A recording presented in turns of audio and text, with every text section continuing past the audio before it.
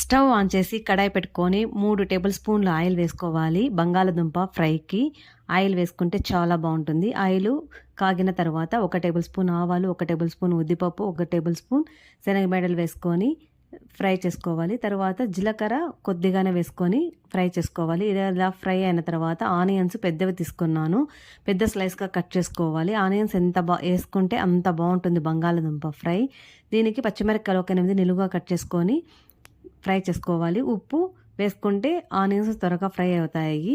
ఈ ఉప్పు వేసుకొని ఇలా కొద్దిసేపు మనం ఫ్రై చేసుకోవాలి. ఇదంతా ఫ్రై అయిన తర్వాత కొద్దిగా పసుపు వేసుకొని ఫ్రై చేసుకోవాలి. అంతా కలిపి ఒక 5 మినిట్స్ అయితే సరిపోతుంది.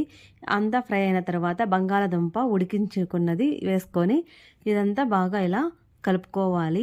ఈ బంగాళదుంప ఫ్రై దోశలోకి స్టఫ్ చేసుకొని తింటే చాలా సూపర్గా ఉంటుంది. దోశలోకి, చపాతీలోకి, పూరీలోకి అన్నిట్లోకి చాలా బాగుంటుంది.